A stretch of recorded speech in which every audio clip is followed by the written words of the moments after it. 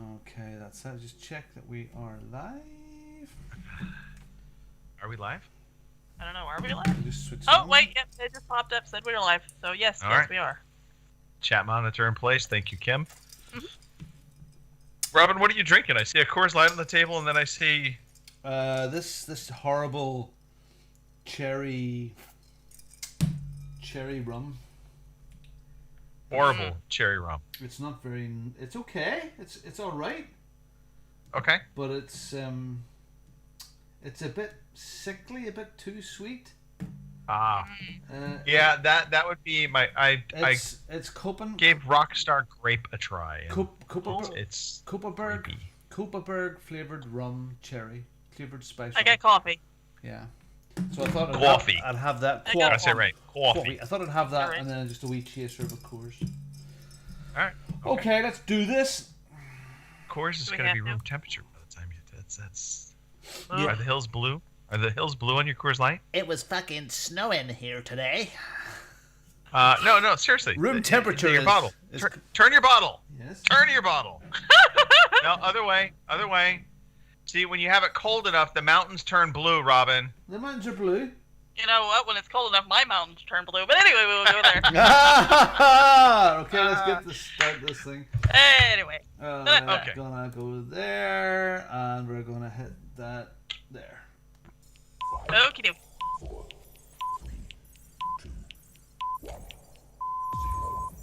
Good evening, ladies and gentlemen. Y'all are listening to the Overseas Connection podcast.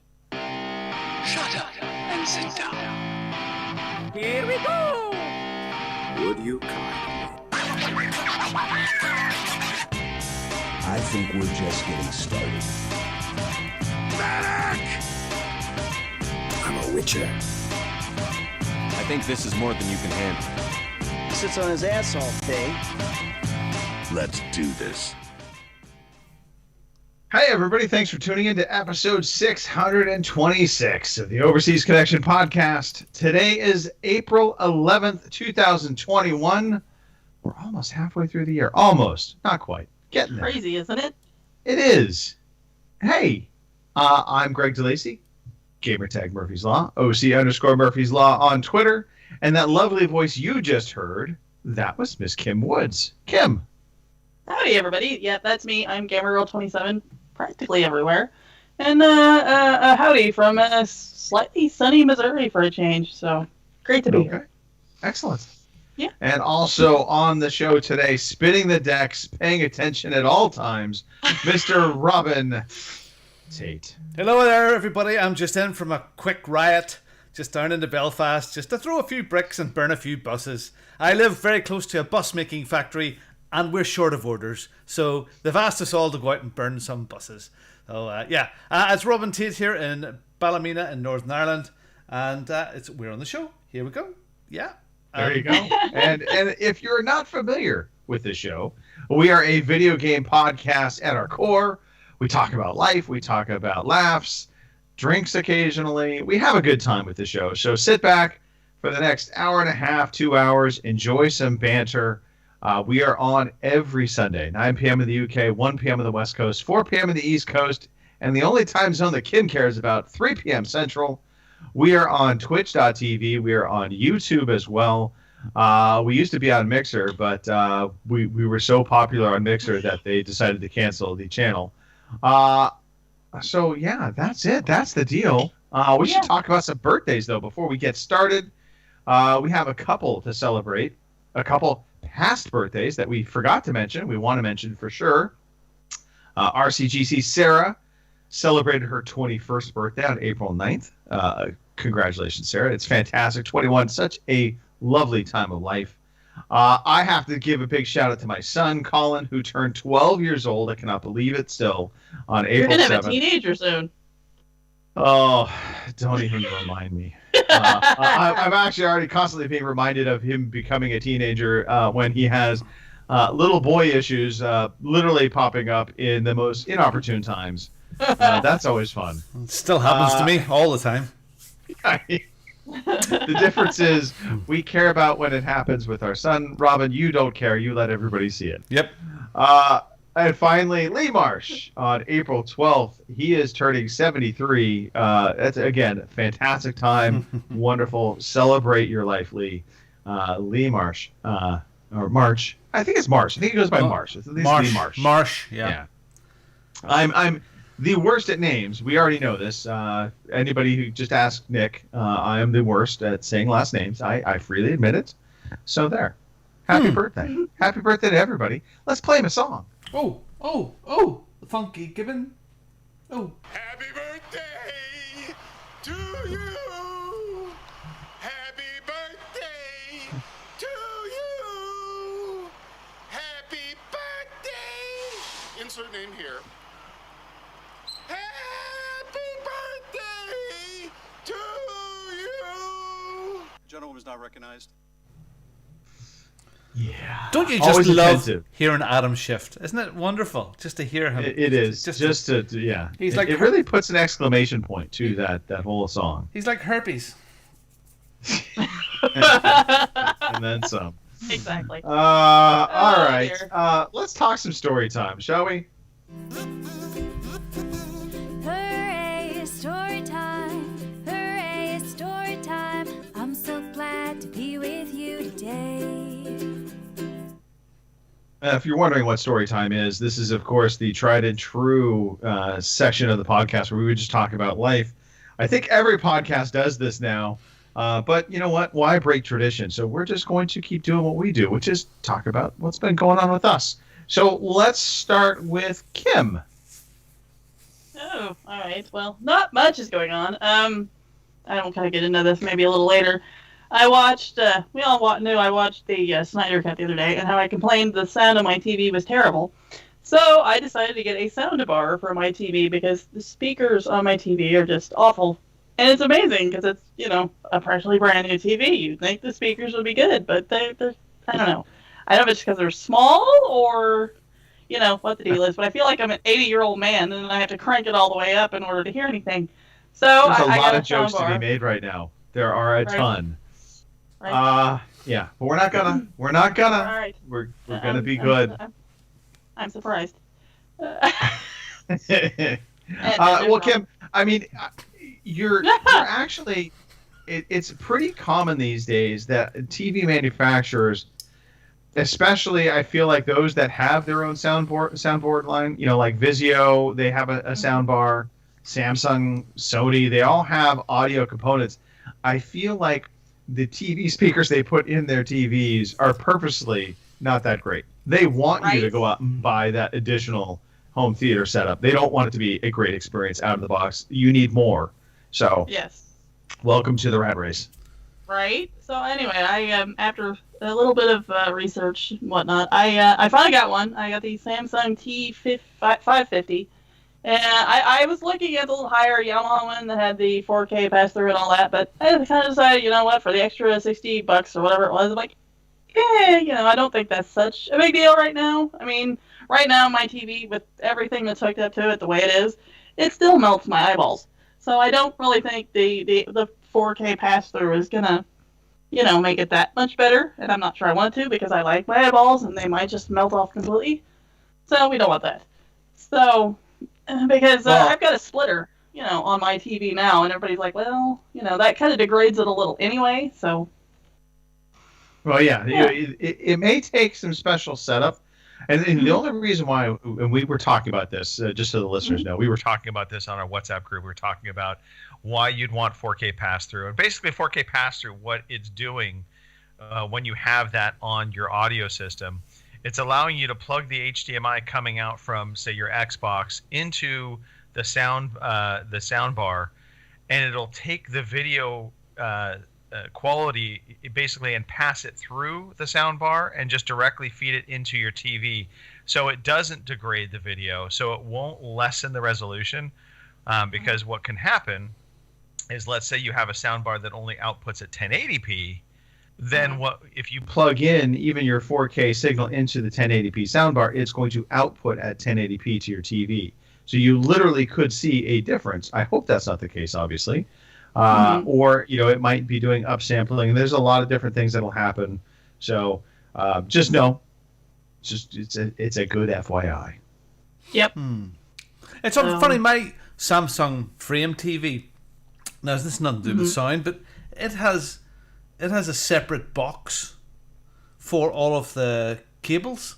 So Yep. it has like about 10 HDMI ports and opticals, and lots and network ports and everything. But it's a separate thing. And I don't know, is that to make it thinner, or I suppose it's a frame. It doesn't want cables in the back of mine. Mine's tied against the wall. That's why it is. Yeah. I just thought that through live. You seen it? You felt it with me? Yep. Yeah, you felt the wheels turning. So it is. I forgot what they call that tech, but it is actually a Samsung thing. So it has like this big connector. You connect it to the back of the TV. No. There's one. The only thing that comes out of it to this box is one fiber optic cable. Right. Sorry. One tiny little one fiber. You're right. Yeah, it's class. One cable coming out, but it goes to like almost like a hub box. Yeah. It's clever. Yeah. Clever. Damn. Clever girl. So did you get? Did you get a big sound bar then? Yes, I got a soundbar and I got the subwoofer to go with it, and it's nice. a wireless subwoofer, so that's nice. I don't have a bunch of wires running everywhere, so that's nice. So yeah, I'm gonna have to kind of move things around a little bit because it's got the ARC ability, where you can use the one remote with it and all that. So I'll have to unplug my Roku box from that, and then, I don't know, I'm going to have to plug my Roku box into my splitter or something like that, because I do have the HDMI, I don't know what to call it, splitter, or whatever you want to call it, because I have the Xbox to the PlayStation, and I only had 2 HDMI ports on the back of my TV, so I got the little box with the extra ports. So, I don't know, I'll figure it out, because there is even an HDMI plug-in on the back of the soundbar, but it only upscales it to 1080p. I might run the Roku through that because really it's not going to bother me. Yeah. So, because, I watch TV on it like less than 50%. It's mainly for the Xbox and stuff like that. So as long as the Xbox still looks good, I'm not real worried about what the TV looks like. So, and it may not, and it may not look that bad. So, it may not be a big deal. We'll see. I don't think it will look bad. That's my prediction. So, and like I said, if all else fails, in my little HDMI box that the PlayStation and everything else is tucked into, there is an extra spot in it. So if I want to, I can hook the Roku box into that. No biggie. So, yeah, I'm kind of excited. It'll be nice to not have to crank my TV up to 30 in order to hear it. So that'll be nice. That'll be nice. And the subwoofer will be nice for like movies with the big booms and all that stuff. So yeah, I do like having the wireless subwoofer. That is it is nice tech to have. I ended up taking my subwoofer and I put it behind our sofa. So when all the big subwoofer stuff is happening, you feel it because it literally will vibrate right into my butt, which is great. Let me just say, if you need these things to vibrate into your butt. I don't know. You are one of the first people to discover what you could do with an Xbox controller. So that new vibration. It was him. It wasn't me. Yeah. Exactly. All right. Awesome. So soundbar coming. What else? Yeah. What else has been going on? All of us siblings went together, and we got my dad a grill for his birthday. His birthday is on the 25th. So we just decided to get him a grill. Well, then my youngest brother kind of ran with it, and he went over to Home Depot and went ahead and bought the grill and everything. And so we gave that to him there last weekend because it was Easter and everybody was going to be down. So we barbecued or grilled, whatever. Yeah, those little disposable ones are fantastic, Kim. That's lovely. That was very nice of you. Yeah, right. I'm assuming we went propane gas on the grill, or my brother-in-law actually likes charcoal, but we went propane because I didn't want to have to remember to buy charcoal every time I turned around. It's so much more convenient. Yeah. Exactly. We got him a Weber. It was about, I don't know, maybe spent about $500 on it altogether. So, because I wanted one that we could, that wouldn't rot out in like 2 years. Because it seemed like we went cheap before, and it seemed like in 2 years the bottoms of them would rot out or whatever. They would stop working. And my brother's had a Weber for, I don't know, for years now. And it still looks practically brand new. So I thought, well, let's spend a little extra money and get him a good one because I want it to hang around for a while. I'm in the market. I'm in the market. I would, if you already don't have it, it may have come with the grill, but get a grill cover for it. Yeah. We got one of those. Yeah, we got the grill cover. We got the little aluminum pans to put underneath it to catch the grease and all of that. Right. So, yep. Yeah, and it's on our front porch, so it's covered. So technically, my one, Kim, is doing exactly what you're saying. It's starting to rot a bit inside. It looks okay from the outside, but inside it's getting a bit. But it's had a lot of use, and I've had it since we moved here. So that's what 8 or 9 years, and I didn't pay big bucks for it. But I'm thinking about Weber's. I don't know if over there, but they're very, very expensive over here. So they're not. They're pretty expensive over here too. I mean, to be honest, you're paying a bit on name with Weber. Yeah. Because they are kind of the leader in barbecue. They do come with like a premium. I think they just the name alone adds $50 to the price tag, if not more. Probably. But they're good. They are good barbecues. So there is that. Well, hopefully we'll see. 'Cause like I said, it was like it's almost $600 by the time I bought the cover and everything else.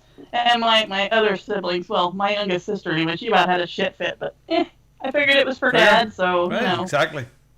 Yeah, I grill a ton. I love being on the barbecue. We bought a 5-burner barbecue, stainless steel, looks great, blah blah blah. Came with the rotisserie turner that you just plug in. It'll nice. And I have not used that once. Yeah. Think about it. That's the other piece of advice: is think about what you truly barbecue. Yeah. And don't worry about all of the other frilly stuff. Burgers, chicken breasts. Yep. Sausages, as in English, sausages, that sort of thing. And maybe a bit of fish wrapped up now and again, very, very rarely. Some veg, usually on a pan, but it's usually burgers, sausages, and chicken breasts. And then and then fry off some onions. That's about it, really and truly. I mean, I love the idea of a big smoker and doing a big smokering thing, and it takes 2 days to do. But I'll do that once and go, wow, that was awesome, but it was too much effort. Yeah, my brother's got a smoker, so I'll leave all that stuff up to him. So So I don't have the patience or any of that. So here's the other great advice I can give you. Okay. Wear sunscreen. This is just turning into the barbecue 101 show. Right. But the other important thing about your grill care is cleaning the grill like as soon as you're done. Oh yeah. Don't let it sit for a while. One of the greatest things I discovered is a barbecue cleaning grill brush that has water in it. And so basically what happens is when you keep the grill running, so it's still hot, and it sprinkles out water from the nozzle of where the bristles are. Yeah. So as you're scraping, water is going onto it, and it literally is kind of steam cleaning as you're scraping off all of the junk. And then you just keep the grill going for a little bit longer. It dries up instantly, so you're not having to worry about rust. Okay. And it is super clean. When I'm finished cooking, I take a wire brush to it, and then it's a wire brush, but it has water in it as well. Oh wow, okay. And it works fantastic. And I would just say get the longer version. Are you sure? Is that short one? Is that what you use for your hair? It is. That's wire brush. That's how I get that look. Yeah. Very good. No, but it does such a good job cleaning. And then you turn the grill off once you're done cleaning it, and it literally takes all of probably 2 minutes to do it. I have the brush literally sitting next to the grill, so as soon as I'm done cooking, I have the food on the plate. It's resting for a moment. Do a quick scrape. Done. Well, my one doesn't owe me anything. It was from a big chain store called B&Q over here. So it's one of your big hardware stores, and I had noticed that it was 50% off. So it was like 600 quid, and it was down. And then they had a flash one day, 50% off everything in store. So I was chasing that. So down to so it doesn't owe me a thing. It's a massive one. It has like the pot stove at the side of it, and then a flat griddle and a char. And I chased around the country trying to get one reserved, and I've got one. So it doesn't owe me a thing. So, anywho. That's class. Time for barbecuing. Such a weird day here as well, because it was sunny today and it was snowing. Oh wow! That's actually that is beautiful. Really weird. To me, that is like a fantastic moment of time. No, it's too. I mean, a year ago the weather was fantastic here, and we were out sunbathing. In fact, last weekend we were a few days sitting out in the sun, and weird. Ah, fuck off, DeLacy. It's just the temperature. It's funny. We were talking about this again about our plans for the next 10 years and what we're going to do. And I mean, is there a plan? I mean, do we sell this? sell this Come on. sell this place to Come on a up. smaller place and take another place somewhere else and live between the two. You know, so winter somewhere nice, and you know, so we'll Become a see. snowbird. Yeah, They yeah, call them snowbirds. exactly, Yep. absolutely, Yep. yeah. And whether it's there or somewhere handier for a while, and maybe it's Spain or Italy, you know, somewhere that is handier to here because it is more of an effort. So we'll see, but maybe I love the idea of it. So yeah, Cool. Kim, anything else on your end? Not really. I'm still on the hunt for a Series X, but so far I kinda think you're forgot it. getting closer to being able to find one. I heard some recent updates of, they're supposedly getting more stock in, that kind of thing. I mean, who knows? But it has been amazing how, both consoles have just been impossible to find. I walked through our local Target, and I just, out of curiosity, I always go check the aisle. Nothing. Right? Ever. Yeah. Last week they had some Series S's come up, and I was this close to thinking, you know what, maybe for the time being, but I don't know. I've still got my 1X and all that, and I just can't pull the trigger on something that I may play for a while, and then an X will come up, and I'll jump all over that, and well, then here we are. So it's odd. I don't know. I'm patiently waiting. Don't know whether it's Wu Flu or well, I'd say Brexit, but just world shortages caused by the virus and stuff like that there. Because, I mean, for me and in work, I mean, it's such odd things that we're getting short of. Things like spring-loaded cup shoots that you can see on a coffee stand.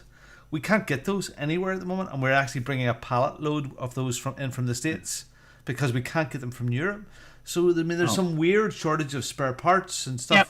Yeah, there was a shortage on ketchup packets, apparently. Yeah, who knew? I saw that the other day. But we have a shortage on ketchup, and I'm like, what? Yeah. How is a shortage on ketchup? But the packets, not ketchup itself. It's just the packets. So, yeah. Weird. Strange. Go figure. Strange, but nice to see. I mean, other stuff as well there. I mean, I see Walt Disney World are changing their restrictions on masks in the parks. They're saying now that you can take your mask off to take a photograph, which is kind of good because you had to keep your There's some sense coming along here as well, So nothing makes me, by the way, more angry than seeing companies like that have mascot logos or whatever. Them putting a mask on their mascot. It just angered because it's like, no, I don't want you trying to make this something to be the norm. My brother-in-law has his Instagram photograph wearing a fucking mask. Anyone has their Twitter photograph or whatever wearing a mask needs to be slapped around the head. Seriously. Yes. Why? Why, you dickheads? Seriously, you're so woke and so wonderful, and pat yourself on the back for wearing a mask while taking a selfie of yourself in the house for your Twitter feed. Please! Anyway, God damn it. Speaking of me being angry, yes. I am beast. I am man. Oh! Yes! And that'll foreshadowing. So the hot tub is now out again. It came out last week. Last year I had to repair stuff, and this year I had it all set up, and the repairs were fine. But then the machine, the pump, was leaking water, and I had to diagnose what the problem was. I ordered what I thought the problem was, little seals and bits and pieces. I got Vaseline out and Vaselined them up and put them in, put it together all again yesterday, fired it up, and it isn't leaking. And my niece and her boyfriend were round tonight, and they christened it. Yes, so I have so it's up and questions, running. Robin. Yes, I have hot tub questions. So one, I'm trying to remember back, but I believe you put your hot tub in kind of it's a little more of a private gazebo kind of setting. Yeah, correct? the bandstand out the back of the house. Yeah, right, the bandstand, which it kind of protects you from view of the neighbors, even though you don't have really a local neighbor. Yeah. But they can't really see anything. No, they can't. But this year we've also added some curtains, some blinds. Okay. They're weighted. They're waterproof. So your niece, 100%. Well, no. The front ones we can see in from the house. But yes, there's one at the back to the field and to the left and the right. And that was more just for the breeze and the wind. I've added some new internal heaters inside it as well because it does get cold here. And I added some this week as well, some solar lights to it. Some lovely little twinkly lights that come on, and they're really good. So I'm really impressed. So it's lovely. The size of the bandstand is 5 meters by 5 meters. So that's 3 feet. 5 threes. 15 feet by 15. Yeah, big square with a proper big roof and everything. It's lovely. It's really, you've seen it. It's very nice. All right. So that's yes, no, absolutely. You have a fantastic setup. It's not where I was going with this. No. So it's lovely. So I was trying to take us down the road of is your hot tub a suit optional tub? Do you ever do you and Judith ever go out and be like, just let's oh yeah, goodness, yeah. Well, Judith maybe not, but definitely me. At the far side of it, that whole area, there's this big round fire pit place. Right. And it's a high wall. It's hard to describe. It's like a half moon shape with a big high back, and the left and right walls sort of gradient down, and there's just like a big arched seat in it. Big concrete thing. Lovely. Right. Very airy for it. It is lovely. But it gets the sun first thing in the morning, and you can sit there until midday, and there's no wind in it, and you can sit there quite happily naked if you wanted to, because there's nobody can see you anywhere from the road or the side, and then the sun is south facing, so that whole back area gets the sun all day long. And yeah, if Stanley's out walking down the lane, he might catch a glimpse, but he would be the only one, and that would be all right. So yes, I'm very. Do you know what? I'm very pleased with that because it means it's not a user thing. There's nothing in the user manual to change these things, and YouTube is fantastic for this sort of stuff. So it is. I tracked down what the possible faults were. I diagnosed it. I got the part that's done. Now, sometimes when I do, I'll go all through that and spend hours and hours. It doesn't work, and I end up tossing it in the bin. But I'm pleased because I've had that little tub now for 5 years. For a few years, 5 years, and again, it's got plenty of use out of it, so that's good. Other stuff that's been going on with us in Judith's land. My house has turned into a full production facility. It's unbelievable. There's something going on with social media or podcasting or whatever it is, interviews, whether it's this show, other stuff, or fostering with Judith. Right. So last week, and this is your fault, by the way. I know. You have brought this into your household. Joshua has really picked up on it now and really run with it. Yeah. And Judith has come around on it because you started including her in on all of your production stuff. And now she's taking doing her to own. it like a She's duck in doing water. her own. I mean, many a night I'm sitting there like a lonely pint where she's on the phone with her two sisters, doing the whole production meetings. What videos are we putting out this week? What are we doing? Who do we have to contact? What interviews are we doing? It's getting out of hand. It really is. But last week, we made a little video. She had made the miniatures and done the story for We're Going on a Bear Hunt, the story. Yes, I saw this. Yeah, and this week she'd done this whole fabulous thing with logs and grass and ponds and bits and pieces for the Gruffalo, and we got the little Gruffalo creatures all arrived in, little plushies. I would just like to point out, I, after watching the bear hunt, I did feel a need to call out Judith that she needs to step up her animation game. Yeah. Yeah, well, it's the same sort of thing, but even better for the Gruffalo this week. And it's been a lot of fun, and of course I video her. She's reading the book. It's very, very low key, and she's sort of moving the animals around. This week I included a few outtakes of the things falling over and stuff like that, and us giggling at it. So it's fun to do, and it's going down well, and we're helping. Good. She's helping people, so that's good. So that's That's the important part. Underscore love, share, and foster on Instagram. Look them up. Have a follow if you're just for a laugh anyway, because it's put lots of funny stuff up. All right, funny story. What do you want to do, Ron? I want to do the funny. I want to do the funny story. Okay, let's do a funny story. Okay. All right. So some of you's heard this, and I did record this after I did it. Oh yeah. I've been working on this contract for the client of mine now for coming on. It must be 5 years as a company, and I was asked to get involved nearly 3 years ago. And this is a massive contract for me, okay? And this guy just constantly changing stuff. I must, in the last 3 years, done 30 plans, 3D models, videos, so much research, brought them to sites. Anyway, we're getting real quick. One of the biggest problems you ever have as a salesperson dealing with big contracts where they know they're a big dog to you is they know they're a big dog and they can make changes and they're not going to get pushed back and they become very needy. Unbelievable. And pain in the ass. So it's getting to the point at the end. There's one other company which we don't rate, and he realistically doesn't rate either. They're a cheap box company and we're not. We're a value added company.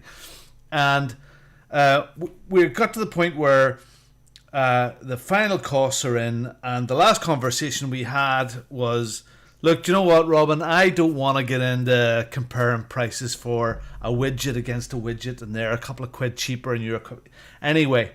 He phoned me on Thursday or Friday, I think this was, to say, Robin, I sat down last night with the 2 quotes from yous and those other guys, and you're so much dearer. And I had left the house to go to see another client. It was an hour-and-a-half drive, and the hour-and-a-half drive I spent on this telephone call. He was starting to go through line by line. I was getting more and more. Anyway, right. Hung up the phone. It all went kind of well. You know, it was all okay. Hung up the phone in the car, and my phone rang straight away, and I seen one of my reps' names come up on the phone. And I was driving still, and I just, stuck my head out and hit the button. And unbeknownst to me, there was 2 calls coming through, and my client, as I had hung up on him, he immediately called me back. Immediately. And I answered the phone to my client, which I thought it was my rep, and I went, oh, Frank, fuck me. Jeez, I've just been on the phone for a fucking hour and a half with my fucking nightmare. Insert name here. And the phone went dead. Quiet. And he went, right. The realization at that point, just the penny dropped. And I went, oh fuck. So I quickly phoned Frank, my guy, back and said, hi Frank, how you doing? What do you want? Okay, yeah, all right, okay. And I hung him up, and I was going to phone this chap back again. Right. And just as I was about to phone him back, he phoned me. And he went, you put your foot in it there, didn't you? I said, this is him, you're a nightmare. I said, no, Damien, that's his name. Damien, right. You're a bollocks. Says, this has been going on now for nearly 3 years. You haven't made up your mind up yet. You're a bollocks. I says, I'm sorry, I could have called you a cunt. But I said you're a nightmare. It's not the end of the world, You're a nightmare. I said, I've done it too. But I'm going, oh God, no. This is like half my year's target in one thing if this comes through. And flipping heck, talk about Darwin Award, unbelievable. I think I handled it okay. If I had went, no, you're mistaken. No, it was crossed line. No. But thankfully, I embraced my stupidity. Right. Oh yeah, that was there's one for sure way you'll know if you handled it properly. Monday or Tuesday this week. Yeah, when I call him and he doesn't take my call. And that meeting that we're supposed to have later on in the week gets pushed back. Yeah, we'll know. We'll see. Yeah, I don't think I've ever had a gaffe like that. I have sent wrong emails to clients where I literally sent them a contract for another client, and oops.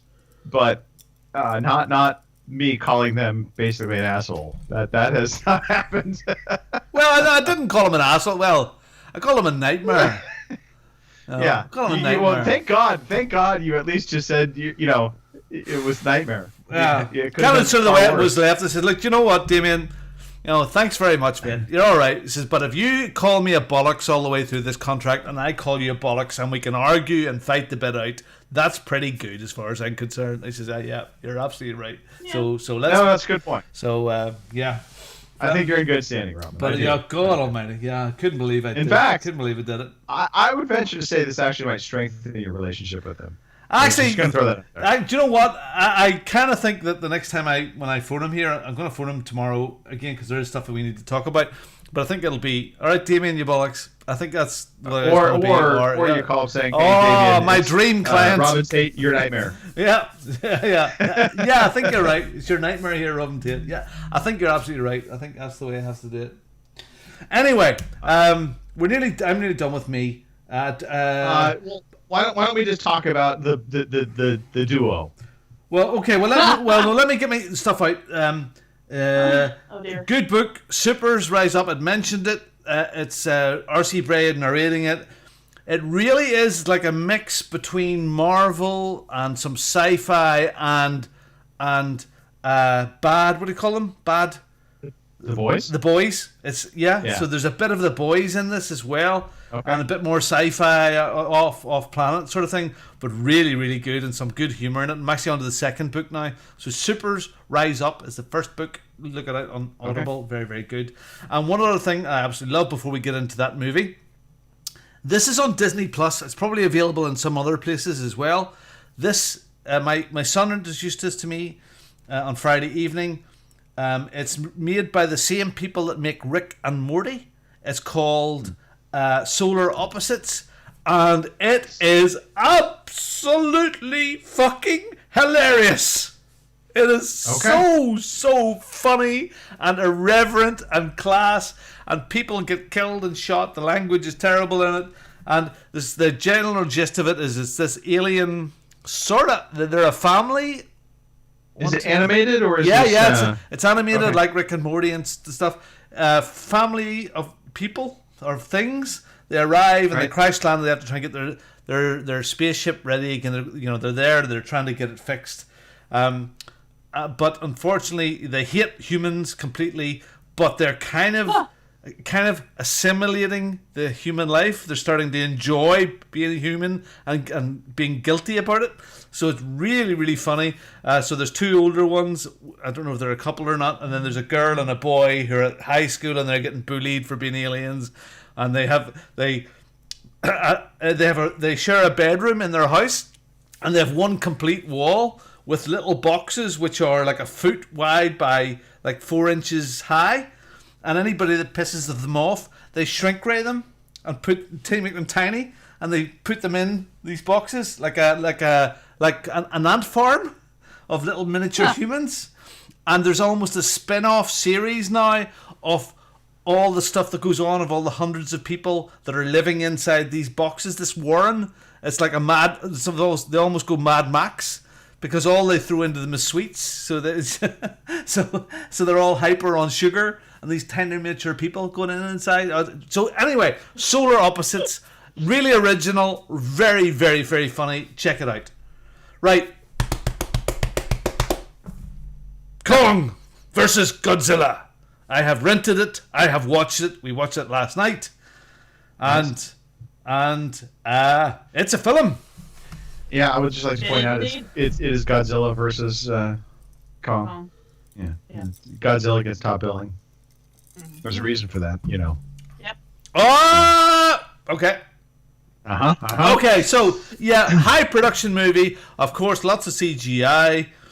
Trying to explain to the kids that when I was a kid growing up, not even growing up as a nipper, on Saturday mornings, Godzilla movies were what we had. We had not Long John Silver.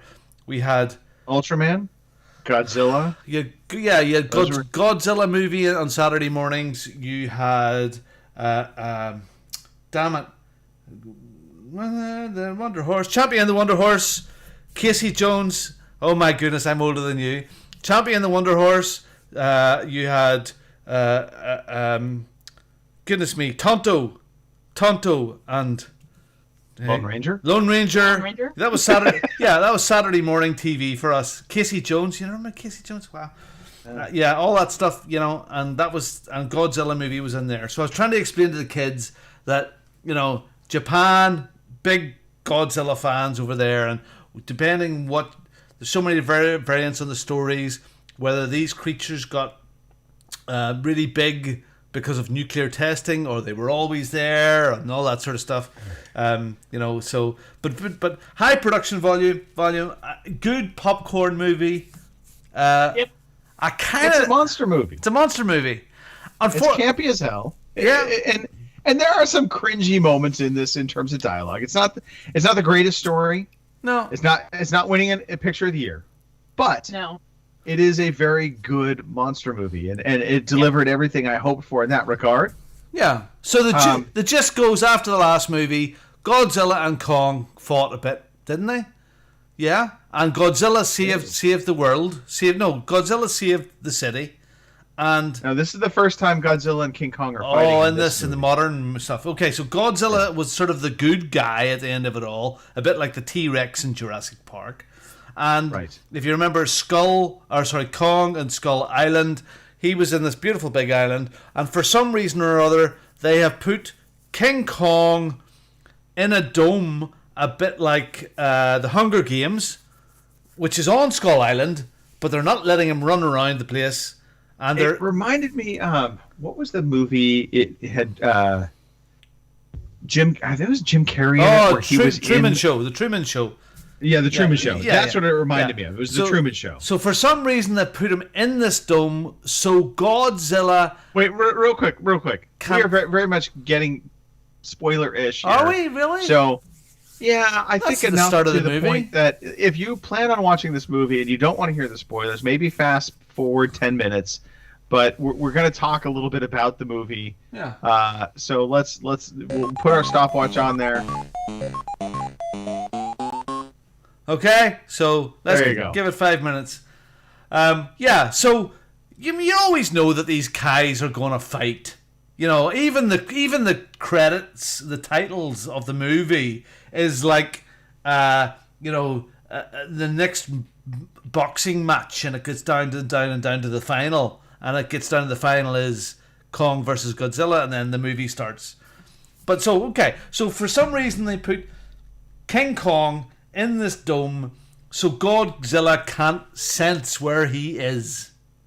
See, I didn't get the sense that's why they had King Kong in the dome. I thought they just had King Kong in the dome because they were trying to keep King Kong, if you will, kind of contained in an environment that they could study, and it would also protect him from the outside world. That could include Godzilla, but it more or less was just this habitat to keep him safe, so to speak. So they move this King Kong around the world.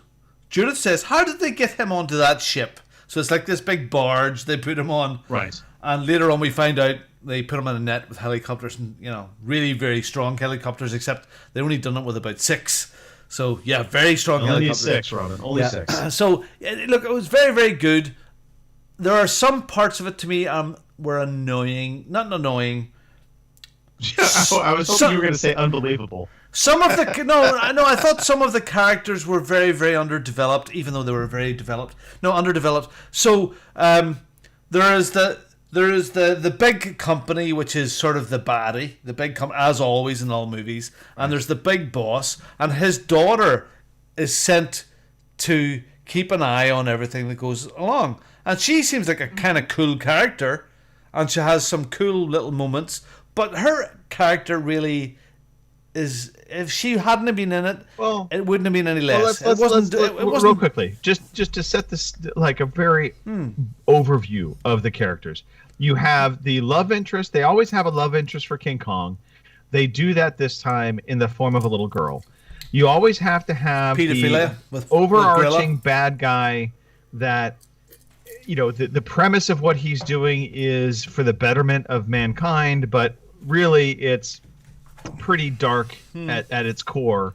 And then he usually has a minion or two that works underneath him that are sub-villain characters that happens to be the daughter to a degree, but she doesn't fully flesh into a true sub-villain until I think later on in the movie.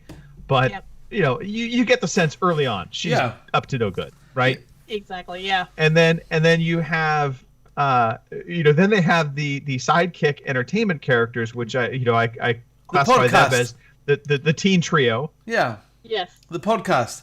And again, Right. even them, you were kind of, you were just thrown into, had to accept that this young girl was into this because she was listening to this podcast. Her character, it wasn't really explained enough. That right, and this girl is the girl from Stranger Things that plays Eleven. Okay. In Stranger Things, so she has a very nerdy following. If you've seen her in Stranger Things, her character in Godzilla vs. King Kong is actually quite believable because her persona is very similar. Now there was some lovely crossovers as well. So her father was in the Jack Black King Kong movie. He was like the hero. I'm the hero. He's the main guy that was going to be filmed and then ran away. So yeah, he was in the other Godzilla movie too. Yeah. Yeah. Oh, very good. That was out 2019. It's good fun. Now, and the end of it is interesting. I loved. I mean, bits that I did like. I liked the little deaf girl, and the way she did her things with Godzilla. King Kong's love interest. Yes. Yeah. Oh, sorry, King Kong even. Sorry, I apologize. There was no screaming in it, which is a thing that you really have with King Kong movies. No, but I will say there's a lot of simulated death in that they crash through so many fucking buildings. Oh, yeah. Right? I mean, I'm sitting there going, thousands of people had to have died. They lost the fleet. Which meant aircraft carriers, boats, frigates, warplanes, you name it, fighters. There was thousands of people killed in that scene alone. And then they get to Hong Kong, and Joshua, my son, was home for the weekend. And I said, Jesus, they're really fucking destroying Hong Kong. Oh, at least the Chinese won't get it then. At least that's one positive out of it. So, yeah. So, yeah, hundreds of thousands of people were killed for our entertainment in CGI. Yeah. So the Godzilla nerd in me. So I grew up just like you, Robin, and Kim, I'm assuming you also grew up watching Godzilla movies. I was pleasantly surprised. So not only is this a Godzilla versus King Kong movie, but this actually becomes Godzilla, King Kong versus Mechagodzilla, which is another character that was introduced in the Godzilla movies. And that storyline in the early Godzilla movies was aliens came to Earth and they created Mechagodzilla to try and kill Godzilla and take over the world. Pleasantly, happily surprised to say that this was not the reasoning for Mechagodzilla to be created. And I actually found kind of the why they were creating Mechagodzilla to actually be it made a little sense in that they were trying to fight these Titan monsters with another Titan monster, kind of like Pacific Rim. Ah, that's the name I was trying to find. So yes, I was trying to get that last night. It was like I couldn't remember. I could remember Rim Job, but I couldn't remember Pacific Rim. So yeah. So that was like a Pacific Rim, and even he controlled it through sort of VR. But yeah. So. I liked that. I also did find it funny, by the way. The reality is that Mechagodzilla is being built and comes out of China. And that, once again, becomes the problems of the world, because the whole reason why Godzilla is coming after the mainland areas is because he's trying to stop Mechagodzilla from being... He senses this no, there was this ancient DNA. There was this big ball thing. The big ball thing that our podcaster found after the first big explosion, the first attack. I take it that was something that was attracting Godzilla to the site. Well, I think the way they were trying to explain it is that there's actually a skull and DNA that they pull. They find from Gahydra, I believe it's called Gahydra, which is the three-headed monster. Yep. From back in the Godzilla movies. So they found that, and they're extracting the DNA to power Mechagodzilla, which is kind of dumb if you really stop and think about it. And what's even dumber is the fact that the DNA somehow takes over and actually becomes sentient and destroys basically the humans trying to control it and becomes its own thing. But that part aside, everything else is totally realistic. Yeah. No, it was fun popcorn action movie. Yep. Godzilla versus King Kong, and I was pleasantly surprised. We paid it was £15.99 to rent on all platforms, whether it's Apple, Amazon, whatever it was over here, and it was included on HBO Max. Oh, okay. Yep. Well, we don't have HBO over here, really, unless you fluff it. Oh well, I mean, you're still paying £15 a month, so you're getting charged for it. Yeah, well, I mean, our cinema room was full, so I had everybody in there. There was about 10 of us watching it, so it was great. So my wife was absolutely nowhere to be seen. Judith watched it. She has no idea what was going on. Watch your movie. She has no idea what was going on, but she would usually get up and get out. But she watched it all, every bit of it. So for play to her. Oh. I will just say this to put Kim, I know you said you were Team Godzilla. Yep. Before, Robin, I'm assuming you were Team King Kong.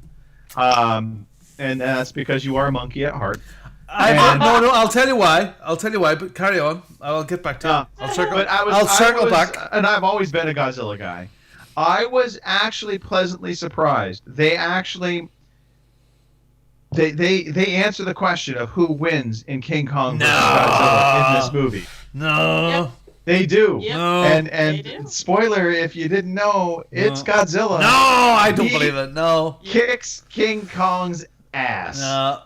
It's a good fight, but he submits King Kong. King Kong he had straight a up team. stands over him, and he's like, "You fucker, you want me to go more? I'll go more." No, and King Kong relents. He had a team in his corner that got him back up again.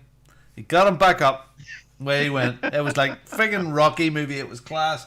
Look, okay, so when I was very, very young, okay, my parents were poor people. Not poor. They were poor people. We didn't have much money. Yeah. We used to hide from the rent man. You know, we used to hide. Right. Yeah, I remember the rent man come knocking at the door. My mum got me to hide and don't answer the door. So yeah, we lived in this very, very small, tiny little terraced house. Frig you, Kim. And I shared a bedroom with my brother in bunk beds, and it was a tiny little box room. But my brother, he is an architect now. He was the project manager for the Shard in London, so he's done all right for himself. Okay, right. But he was in the model building, Airfix models, like plastic model kits. Yeah. Anyway, he built a King Kong model, and the King Kong model had a glowing hands and a glowing face at night time, and they were on a shelf above or across from our bunk beds. Now, I must have been 5, 6, 7 years old at the time, and my brother's about 7 years older than me.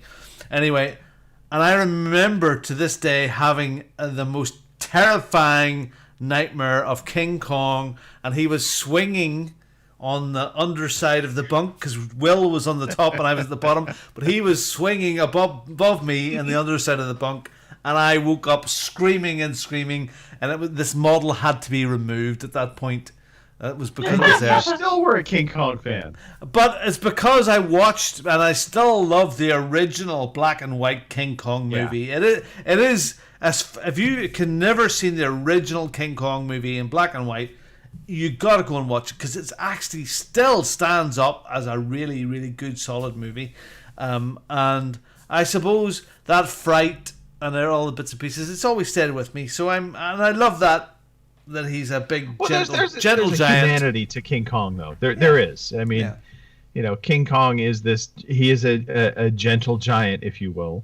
And so I get that. I liked the character of King Kong in this particular movie. I enjoyed it because, he is an older King Kong. Yeah, a bit of gray. He's a little wiser. Yeah. He uses the wire brush with the water and everything. Yeah.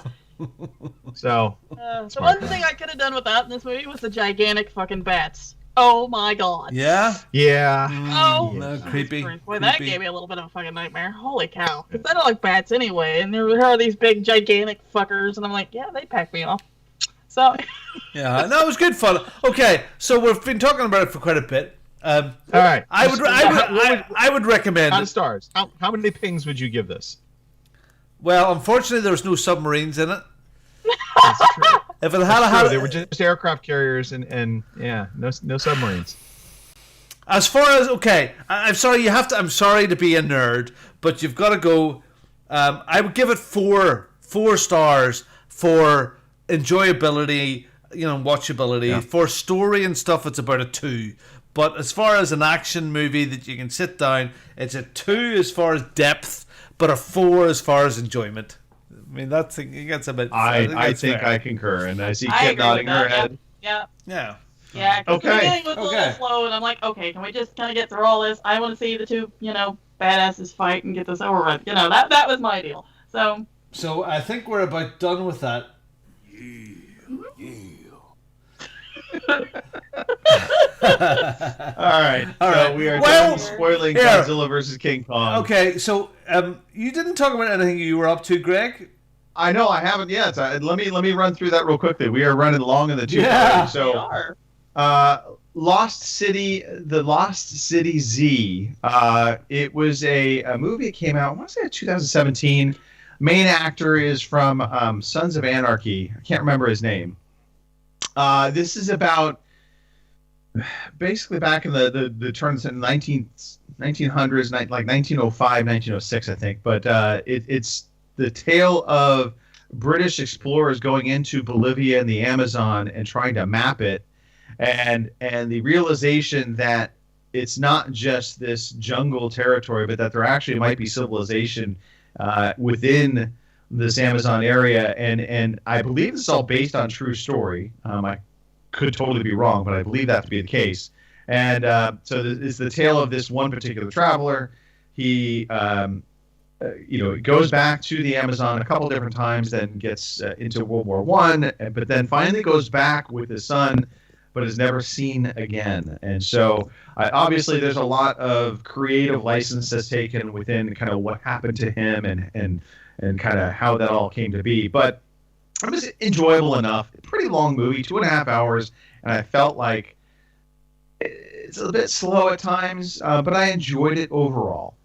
So it was a different paced movie on top of it all. So I kind of liked it. It wasn't dealing with your typical action movies these days. It was more just kind of talking about things that we don't normally hear about, which is the Amazon. Ruins of the Galaxy. Continue to listen to this audiobook series. I just finished up book 3. I am really enjoying this now. So book 1 was okay, and I struggled with it a little bit, and I think I talked about the fact that I kind of liked it, but it was Star Wars-esque. It really took off in book 2, and book 3 is fantastic. Very much enjoying it. I see your face, Robin. We'll get to you in a minute. I would definitely recommend this book series at this point. They have a book 4 coming out. I believe it actually just came out. But if you're looking for something that has a little bit of length, it's R.C. Bray again is doing the narration of this. Really good stuff. So very much enjoying it. And so, yeah, Ruins of the Galaxy. Before I get into the last topic, Robin, what were you just remembering? When you said that Star Wars, I remembered something that I watched this week, and I've never watched it before. And I watched a movie called Jupiter Ascending. And it's it was directed and written by the Wachowski brothers. I know they're sisters now, but fuck it, they're boys, right? And I was so impressed with that movie, as camp as some of it was, that those guys have created this wonderful, expansive world like Star Wars with so much depth, all these characters with backstories, so much stuff that they really need to do more with that world. They've created a fabulous world in that, and and I don't know if they will or not, but wow, just so good. And for a first movie, really good. I think that movie though didn't it come out last year or the year before? Yeah, I know it struggled, but it's such vision in it. It's really good. I'd love to see something done with it. Anyway, speaking of that, reminds me real quickly, just a side note. there's talk of The Last Starfighter either getting a remake or a sequel. I'm not sure what they might do with it, but I would love to see that. Okay.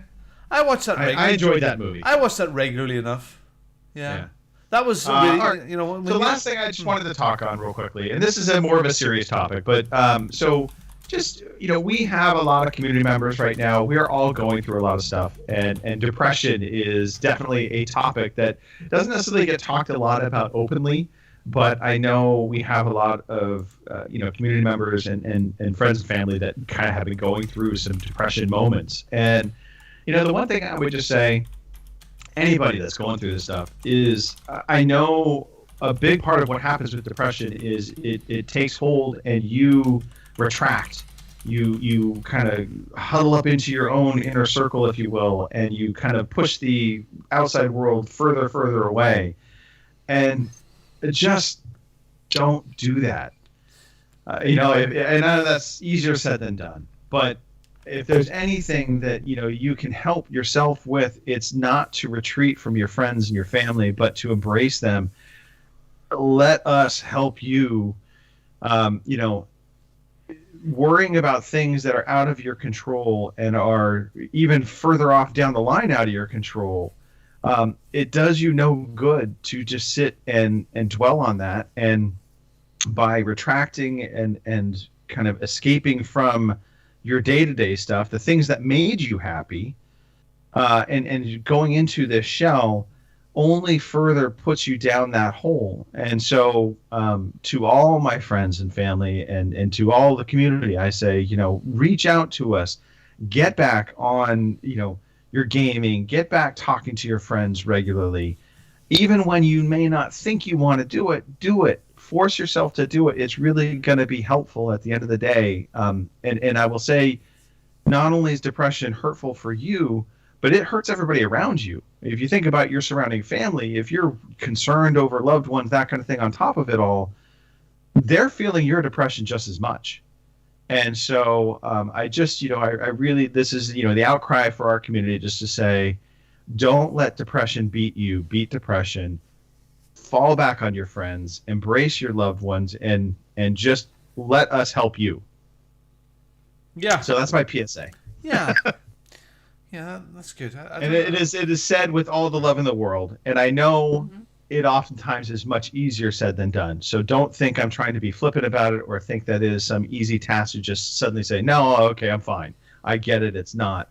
But by continuing to do the things that made you happy prior to whatever news or situation you've gotten into, or the ongoing pandemic that has got you going down this rabbit hole, that will only help you instead of hinder you. And I know that sometimes that's hard to feel that, and you kind of just you don't see it that way. You don't want to talk to anybody because you are upset or you are feeling depressed.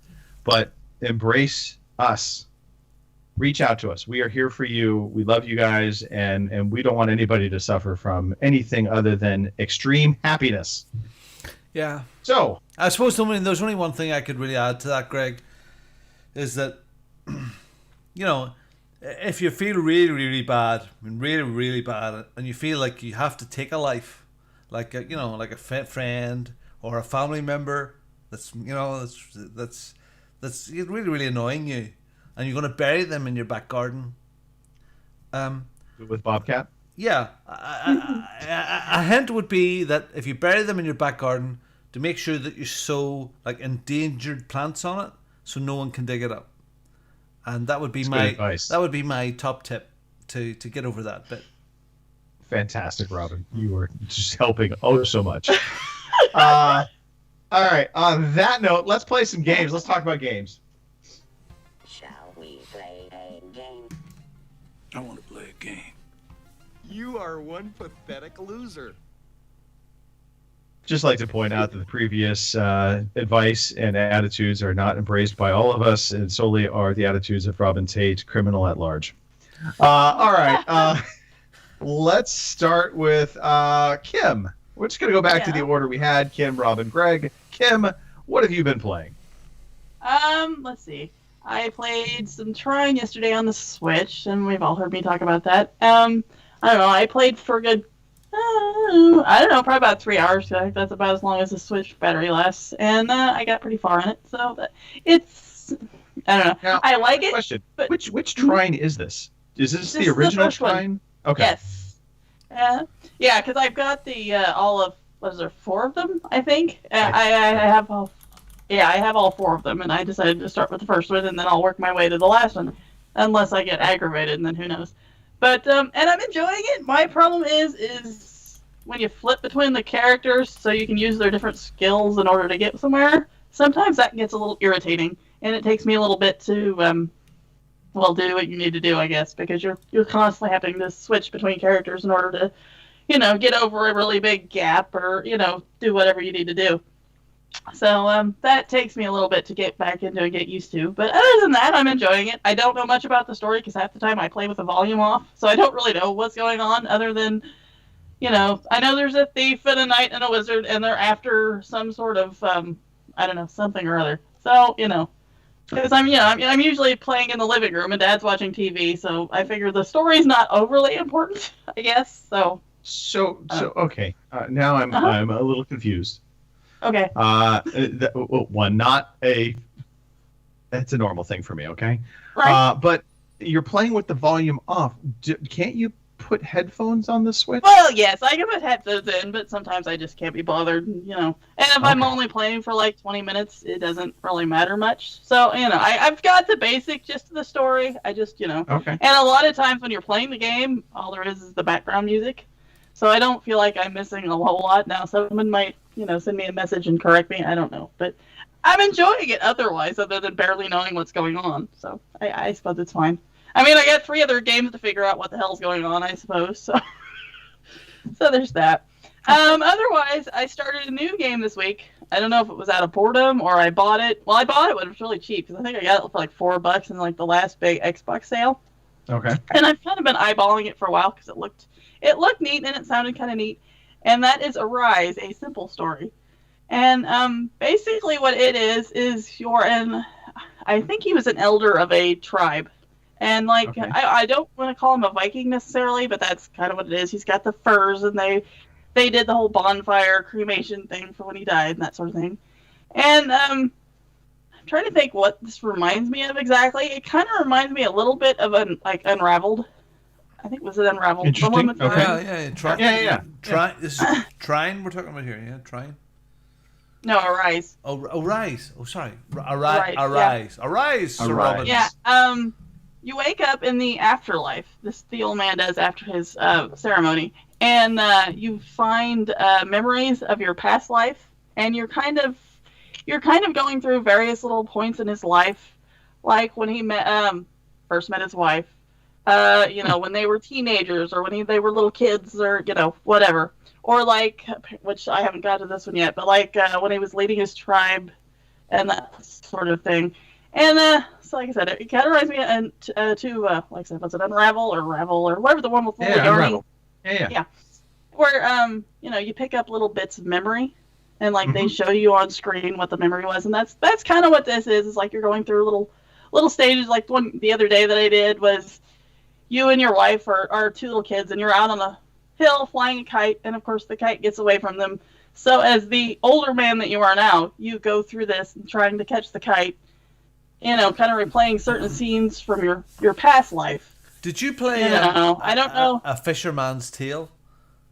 No, I haven't. Okay, yeah. But it's on the list. It kind of feels that the story-wise that it's sort of reminiscing on times that can come past and reliving previous memories. That's kind of what this is.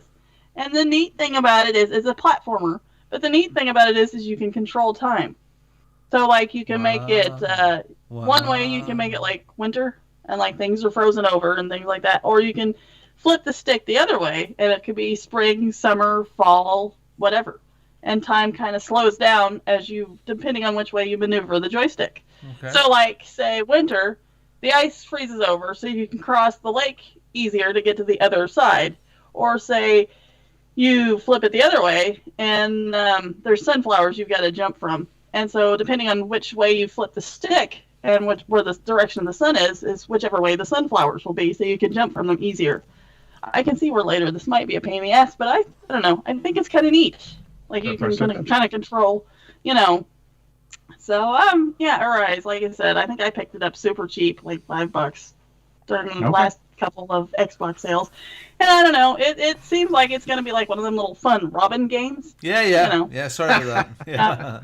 Do you know? We have Phillips games. We have Robinism games. Well, it looks like what was the game creator studio that was on the Xbox? What was it called? Oh. Yeah. Okay. Well, it looks like I know what you're talking about. It kind of looks like it was created in that it has that, all the images and the characters are all sort of bubbly, plasticine-y sort of thing to it. Yep. Yeah, but it looks nice. It looks like my sort of thing. Yeah, I mean, I don't know why Issey Miyake about the little fox pops into my head as well. It feels like that sort of style of it. So yeah, lovely, lovely, and very nice. You know, the reviews I've read, they said that the platforming part of the game can get a little tricky at times, and I haven't quite. I've died a lot which is funny for a guy that's already dead, but. You know, I've died a lot because, like, there'll be a jump that is higher off the ground than what it looks, so then I fall off the rock, and, of course, then I die. And the camera is a little tricky because the camera doesn't always follow you where you go, so that makes it kind of difficult to gauge jumps and that sort of thing. But, I don't know. We'll see how it goes. Apparently, it only takes, like, 8 hours to beat, so it'll take me, like, 20.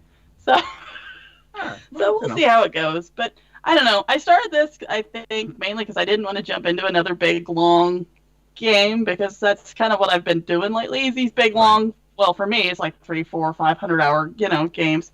If I was a normal person and just played the main story and didn't venture off into side quests, I'd be done by now. But you know, that's me, and that's how I am. We'll talk a little later, Kim. Maybe have another game for you in that regard. All right. So yeah, I'm doing this one for now. Eventually, I think when my free time frees up, I'll probably jump into Valhalla or something like that, and go back into like 300-400 hour games. But for now, this works for me. So. All right. And that's it. So. Okay. Newsflash: my service champions appointment is for tomorrow. They're coming out and looking at my heater and HVAC unit, doing the yearly checkup. Oh, I'm glad you cleared that up because I wasn't really sure what the hell we were talking about. I know, exactly. All right, Robin, let us move to you. Yes. Okay, well, I've actually played something new for me this week. Not lots of it, about an hour or so, an hour and a half of it. That I played some Star Wars Squadrons. And, yes. Curious to hear what you think. Yeah, well, I've pretty much played the introduction and the prologue of it. So you play in a TIE fighter and you play in an X-wing.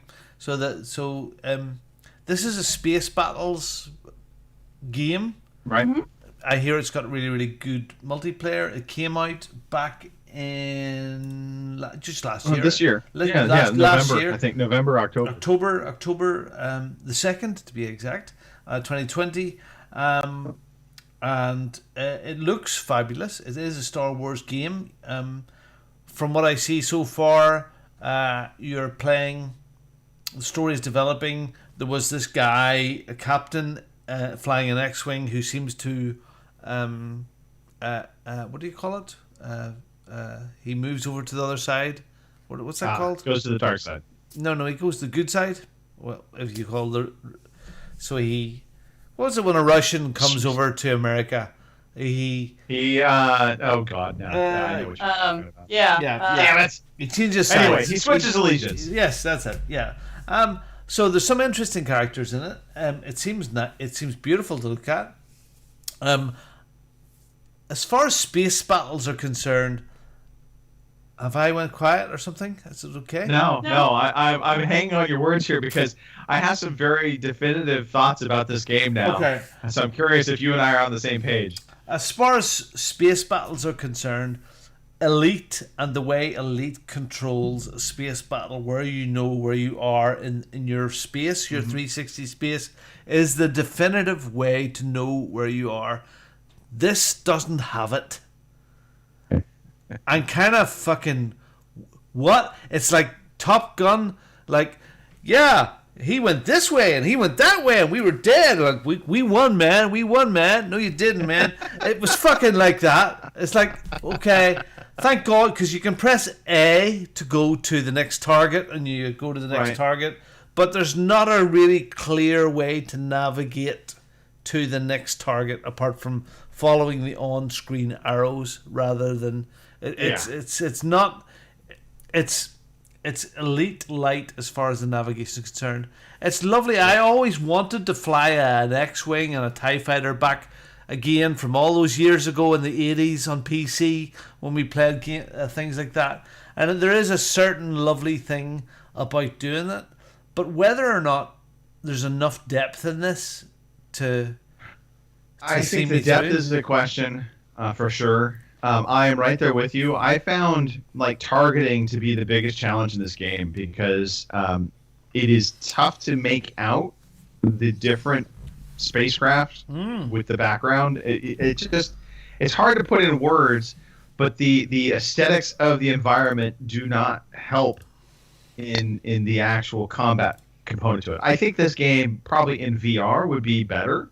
That would be my guess. Yeah, but I don't know for sure because I don't know. Do we need one of Mark's like condoms things? You know, I haven't hooked up the old Thrustmaster to play this game. I probably should. I'm tempted to because it does have Thrustmaster support. Because every game should have some kind of Thrustmaster support, but. Overall, I'm right there with you, Robin. The depth doesn't feel like it's really there, and I was frustrated by kind of how it controls more than I was like, oh, this controls really intuitively. I love it. I love doing it, but I don't know if it's just a novelty. I think I like the idea of it more than I actually enjoyed doing it. It feels like a spin-off of. Like Jedi, what's the other one I'm sort of playing at the moment as well? The Jedi Wookiee Master Ginger Boy, that one. Right. It feels like a sub-story part of it rather than a whole game. Yeah, no, I definitely agree. And this also is probably why it got onto EA Game Pass. Yeah. Very quickly. I'm not saying it's bad. It is really. It's probably the definitive. It's a very polished Star Wars game, but yeah, I mean, no Ginger Jedi. I mean, looking at even Wikipedia, it says the game received generally positive reviews upon release, gaining praise for its immersive gameplay and multiplayer component, while facing some criticism over its bugs and story. So I don't know. Yeah. So like, if you ever wondered what it was like to fly a X-Wing or a TIE Fighter, this is it. But maybe after you've done that for an hour or so, you might have had enough. I want to hear about this next game on your list. Because I'm very curious. I'm assuming you loaded this onto the internal drive of the Series X. And if you didn't, that should be something you do next. Because I want to see how well Forza 7 does on the next gen machine. There's another game. Yeah, I have. Yes, internally. There is another game that I didn't put on there, which I played this afternoon for several hours game, but I'll get back to it. So I came out here, I said to Judith the other night, I think part of the problem over the last few months for me is I've spent so much time sitting here working, I can go and turn around and I've got a 65-inch or whatever it is, 4K TV over there. I don't want to be in this room. I don't blame you. That's why I don't like gaming in my office. Ironically, this is the perfect room. It has every mod con. It's fabulous. It's wonderful. But I want to be out of it, and that's part of the problem with my gaming funk has been. So, but the other night I said to Judith, "You know what? I'm going to go out for an hour and I'm going to play." And I came out and I started to flick through, and a few things that I wanted to play had needed updating. So I ended up in Forza 7 again, and I was driving games is my thing. Yeah. And I played. I see there's so much more content has been added to it, and I played a whole 6 races in a single player series, and they've added that free content for me. Fabulous. Looks absolutely gorgeous. The load times are really, really quick now on the Series X because it was out That's here. what I wanted to, because that was a problem with the Forza 7 originally. It was load times getting to the races took a bit. It was not a quick thing. I wouldn't say it's that much different, but it feels just right now. Do you know what I mean? There is still track loading and stuff in the background, but it didn't seem like hurry up. But it looks fabulous, looks great. I mean, this game came out in 2017, I believe it was. October 2017. So it's old now. It's ready for a new one. Loved it, played it. I then played those 6 races, and then I went and played some multiplayer. The multiplayer hoppers, there's too many now. There must be 50. So the first couple are supposed to be for newbies, which have no collisions on, and away you go. And I played a couple of races there, but I tried to go and do the ones that I would have played, which was the sort of C class, which is your standard car souped up. That was the class that I played a multiplayer. Nobody in it couldn't get a game. Really? But there was still lots and lots of players in the standard, most popular, vanilla ones. So yeah, it still looks good. Again, I spent a good bit of time with it. Today, I went into a game again. I played it inside the house, so that was on the Scorpio, which is Assassin's Creed Rogue Remastered. I had played it on the X. Remember, it came out on the Xbox One, but it wasn't remastered. It was just for the Xbox One, and then it came out with a remastered version. So I've started to play a new playthrough of it, and it's so much fun. Again, the uncanny valley bit of the characters are a bit crappy, but there's something lovely about basic Assassin's Creed gameplay, and I know it expands and there's lots of shanties and loot to get and things to find, but it's an awful lot more toned down than some of the bigger games, and there's something, you can almost taste the salt water in the big ship sections which are out there, shooting at the British, looting the ships, and there's something just really lovely about that type of game. And Black Flag, I think, is one of my, I think 2 and Black Flag are my favorites. I haven't played Black some Flag of the big still ones. stands out as my favorite. Yeah, but there's a lot of Black Flag in this, so I think I'm gonna crack on at that now time. So I played it for a couple of hours this morning and loved it. So yeah, that's what I've been at. So awesome. I've actually carved out some before time. Before we continue forward, Kim, we should do a quick shout out. I don't know if we have anybody in the chat. I have not been paying attention at all, but I thought let's give some love. All right, one. All right, we'll give love to one. All right, yeah.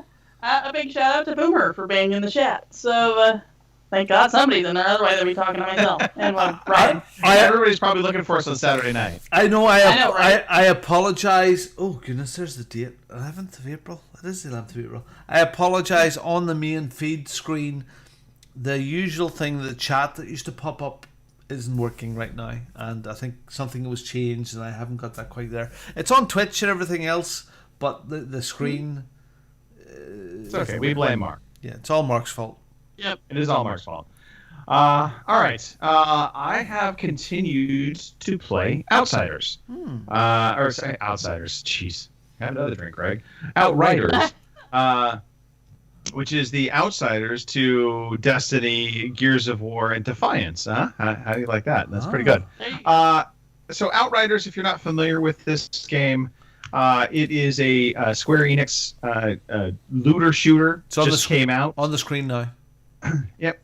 It is absolutely. In fact, it was interesting. We were having a chat in our WhatsApp group. We were talking about kind of what influenced Outriders, and Gears and Destiny and Defiance, I think, are all 3 influences to this, because they feel, Defiance from a story side of it, that's what this game feels like. Game mechanics, it is definitely a combination of Gears of War and Destiny. I don't think there's any way around that. I think that's what this game is.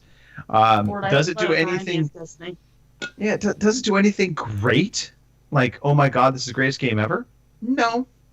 It borrows heavily from all three of these different, previous games, but it does it good. And so I want to just put that out there. I have thoroughly been enjoying my time with Outriders. I talked about this before on the demo when it came out. I did the Pyromancer and I didn't really enjoy it, and I was like, I don't know if I'm going to get on with this game or not. I went back through and restarted it and went with the Trickster character class. And so this character class has abilities like a Vorpal. I think it's called a Vorpal Blade, which is kind of like, basically think of it like an energy blade as a in close quarters attack. You have the ability to create a bubble shield that everything that comes into the bubble shield slows down. And this is awesome so you're in the bubble shield, anything that comes into it slows down. So enemies that are charging you will slow down, but also bullets coming into the bubble shield. You will see just individual bullets all traveling through the shield, and you can get out of the way of them, obviously. And then there's a warp ability. There's other abilities you'll gain, but those are kind of the three first ones you get. And the warp ability is you lock onto a target or just put your cursor over a target. You hit your warp ability, and you will jump, in a sense, kind of warp in behind them. And so it's a great way to just, if you say you see a sniper up top and they've been peppering you, you could just warp up behind the sniper and take them out. And so it got that right, I think, good mix of these different genre games to create something that is good. Is it great? No, the story is campy at times. It's okay. It's not, there's a lot of holes in the story. And we talked about King Kong versus Godzilla and having holes in the story. This has some even bigger holes where you're just kind of like, this is not making sense to me in terms of how, you've only been, premise of the story, you come to this planet, Earth is basically destroyed. It's dead. Mm-hmm. You had to leave. You get to this planet with only one ship. I think they tell you the population of the people in the ship, but it's not a ton of people. And so you land on this planet. You're trying to settle this planet. A bunch of shit goes sideways, and you end up going kind of into cryosleep. And this is all part of the demo, so I'm not really spoiling anything. You end up going into cryosleep, and you come out of it, and the world has changed. And it's kind of like you realize there's, in a sense, like a civil war has erupted on the planet. Mm-hmm. But there's a big jump from when you go into cryosleep to when you come out of it. It's not that long of a period of time that it would equate to the number of people and casualties that you're seeing. Anyway, I don't want to get into the minutia of that, but let's just say you'll go through the story and just be like, okay, but that aside, it does some good things. Loading times are incredibly fast, and I think that's also something that really helps this game out, especially on the Series X, and I'm assuming the PS5, and probably PC as well, because it does do a lot of loading screens. And I think if I was on a slower system where it was taking 15, 20 seconds, even half a minute, this would feel obnoxious. But the good news is, on the new consoles, the loading screens, I want to say, are roughly 6 seconds, if not faster. Okay, so People Can Fly, they're the developer of this. Yes. So if you look at their chops, their previous record, you'll have no surprise that they've done a port of Gears of War back in 2007. Right. In 2013, they've done a Gears of War Judgment. And they also remastered the versions of Bulletstorm. And they also done a version of Fortnite called Fortnite Save the World for Epic Games in conjunction with Epic Games. So the things that you're saying kind of all make sense. So there is Gears of War, there is sort of that Fortnite-y thing, there is Bulletstorm in there. You can see all the stuff they've learnt, and they've went out and done their own thing, and no surprise then, it's sort of a mix of all of those things. Yeah. And the loot is good. And what also is nice, I've talked about before how games sometimes really throw you into the deep end quickly. This game does a really good job of kind of taking you along the path of understanding upgrades and different systems within the game. So there is crafting ability, but you don't get crafting ability right away. It's not something that's going to overwhelm you. I like what they've done in this game. In terms of the visuals, it looks good. Again, not like, oh my God, the greatest thing I've ever seen. Mm-hmm. It looks good. And so I will say, sound effect wise, it's another area that's interesting. Sound effect wise, the guns in the game, I absolutely love the sound of the guns. They have a meaty thump to them, and you just really, I enjoy shooting in this game. And another nice aspect of the game does not just rely on guns or rely on abilities. You really do need a mix of both to get through, especially as you get into tougher difficulties. The one area where it's not as great is explosions. For whatever reason, like when grenades go off, they have kind of more of a thump to them as opposed to an explosive sound, which I think in some respects might be a little bit more realistic, but it just, the grenades feel weak in comparison to the guns when you hear the sounds of them. But overall, I really have been enjoying it. This is a game that I think is come out at the perfect time. It's a good game. It's not a great game, but they are going to enjoy great success because there just isn't a lot around them. They don't have a lot of competition. And probably the biggest competition they had was Cyberpunk, and Cyberpunk really fell on its face with all its problems. And so Outriders, despite having some server issues, where people were having connectivity, especially early on, it is, I think, being timed just perfectly to really hit and be a home run for Square Enix. So, yeah. Tell me, Greg, it's a great game. So, is this it is free to play? Is it? No, it's not free to play. It is on Game Pass. So this launch day and date on Game Pass, but it is a paid game. So it is $60. Okay. It is. I don't think they have any paid DLC from what I understand. So there's nothing like that in the game, at least so far. Granted, who knows? Maybe they come out with that down the road. But overall, it's pretty solid. So it kills your dick then? They don't get into the dick tits and stuff like that. Yeah. Sad. Yeah, it's not got the Bulletstorm humor to it. There's a couple little moments here and there, but nothing like it's not going for that full on cheese crass humor. Okay. But yeah. So look, if you have Game Pass, you have no excuse to not try this game. Go download it, try it, give it a whirl. I will say the other aspect of this game, the negative, if you will, is it starts off pretty interesting.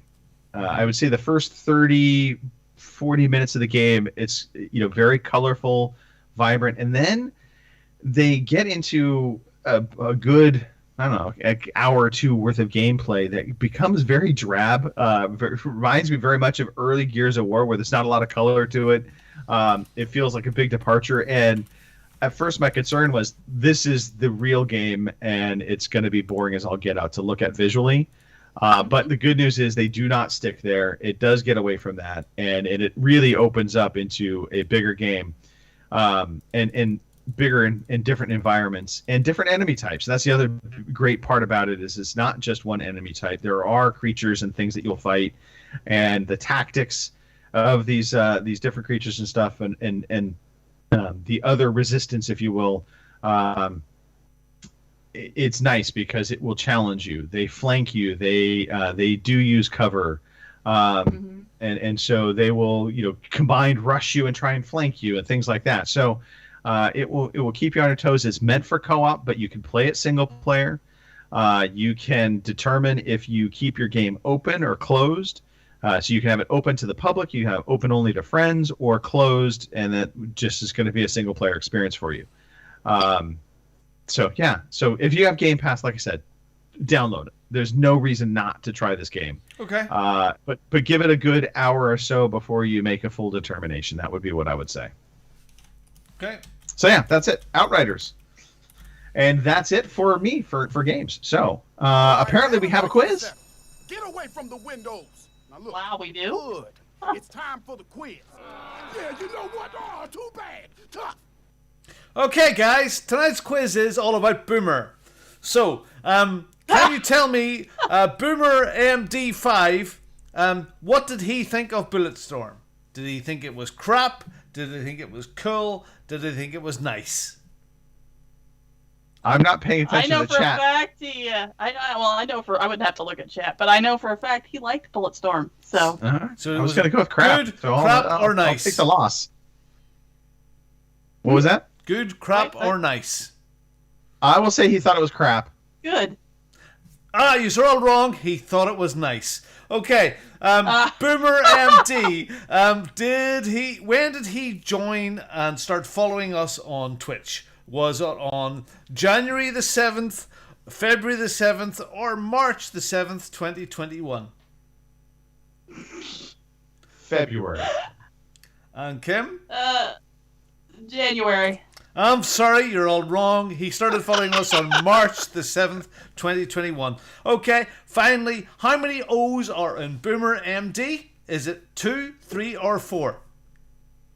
2. I think it's 3. And Kim gets it right. Very good. And Kim is the winner of this week's quiz. Thank you very much. That was the Boomer quiz. Thank you very much. And moving on to some news now. Here is the fucking news.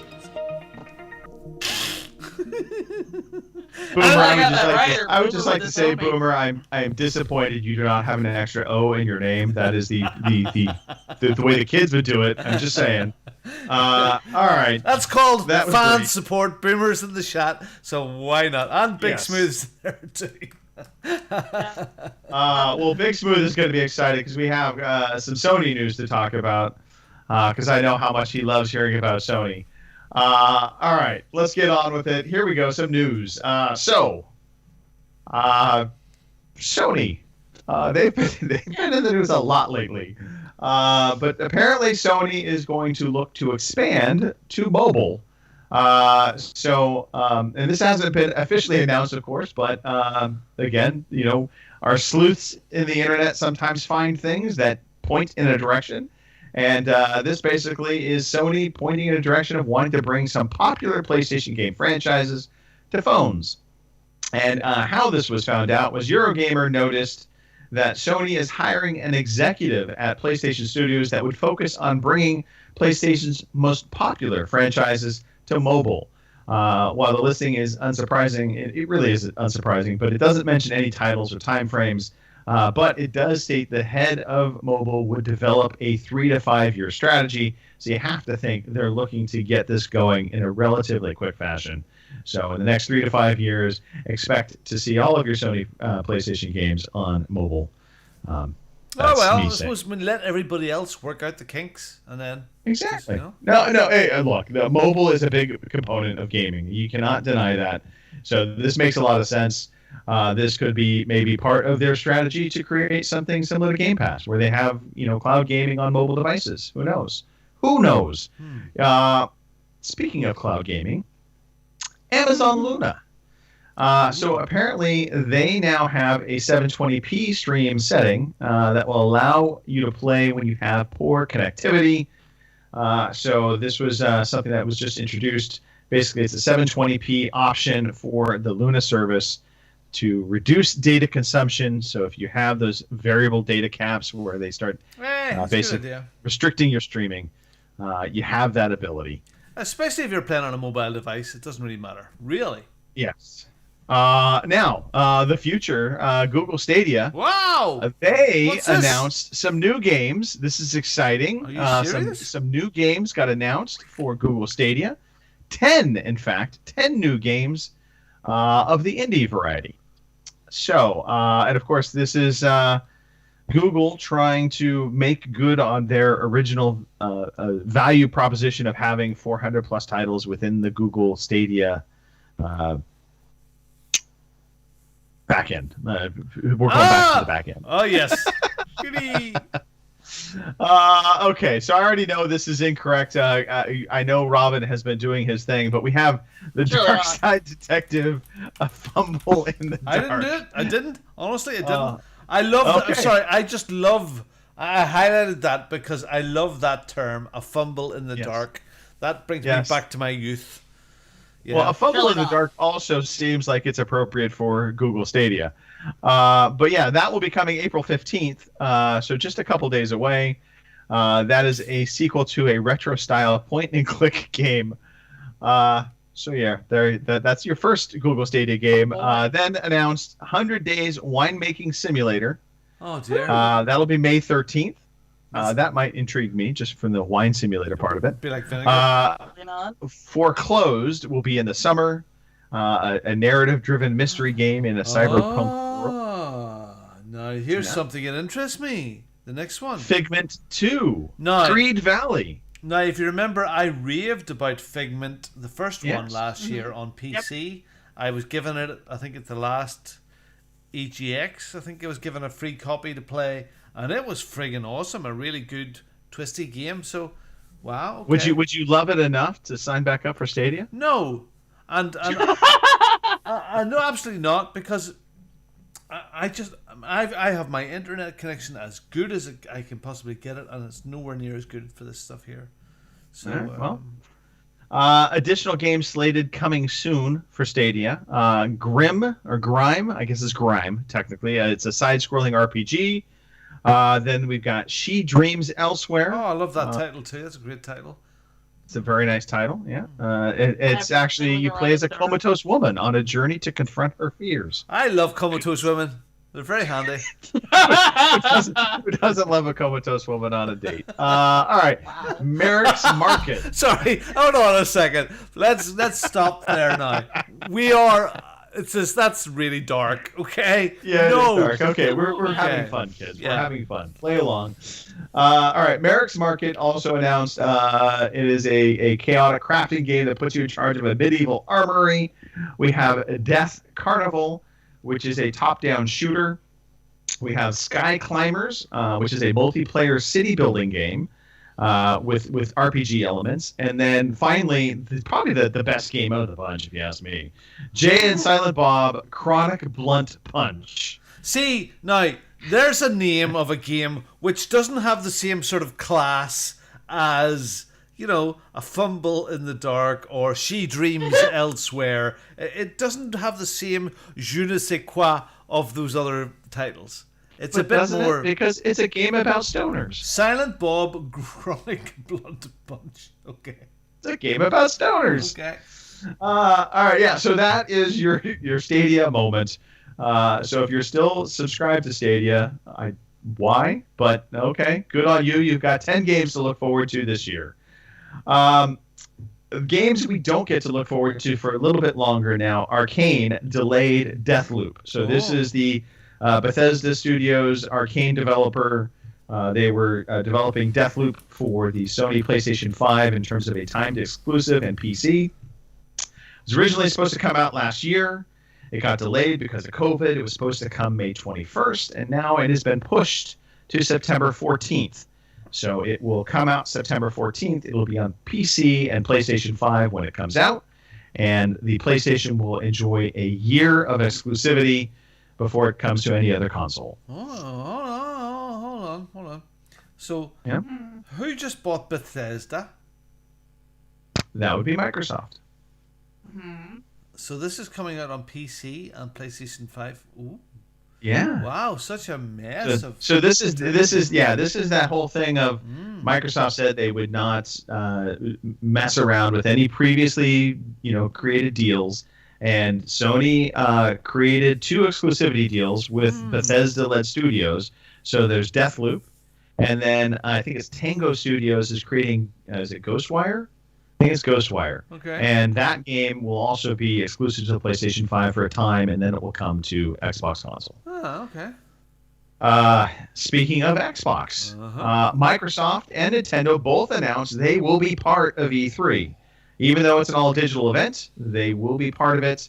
They're part of the confirmed studios that will be taking part. In fact, we have a list of those confirmed so far in terms of the big ones. So we have Nintendo, Xbox. We also have Capcom, Konami, Ubisoft, Take-Two Interactive, Warner Brothers Games, and Koch Media will all be part of this year's E3 digital event, which that excites me. It's a pretty good lineup of studios. So do you think will they all do it on their own in their own little houses? I think they'll all do it in their own little houses, and I think they will have similar to what we had before. We had press conference days, lineups of different studios. They'll do the same thing. Get on the phone to the man. We'll join in as well. We can be part of E3. Get them. We'll be part of that lineup. Give them a call. We'll help you out here. We'll help bring people in. I mean, if you really think about it, E3 has been a pretty much a digital event for the general public.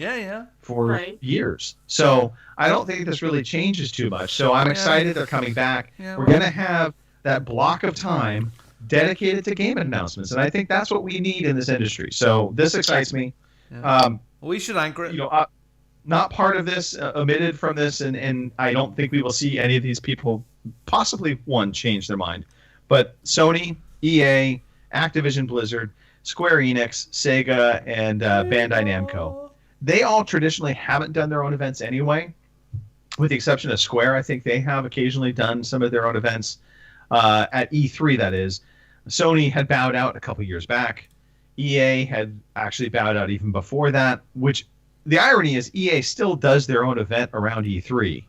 They just don't do it in E3. So I expect we'll see an EA Play event somewhere in the same time frame as E3. And then Activision, they never ever did an E3 event. They would just show up on somebody's stage. So I still expect them to show up in somebody's event, whether it be Microsoft, possibly Nintendo, who knows. But I suspect we'll see the next Call of Duty game make its appearance.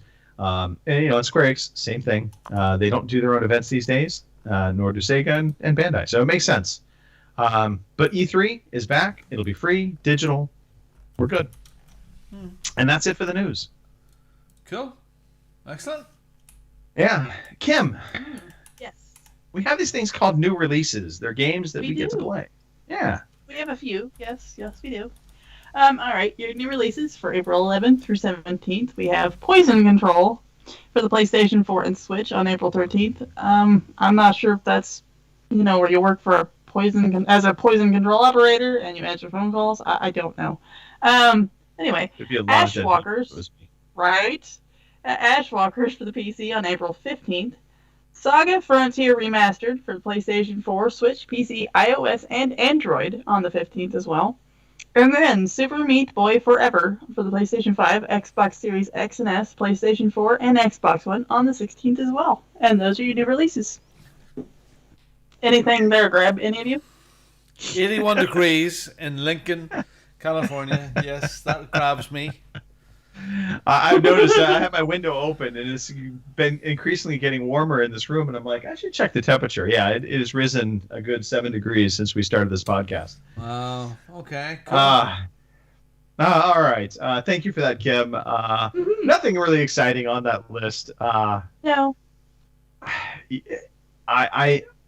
There's part of me that's okay with it being slow on one hand, because it's obviously letting us get into our back catalog.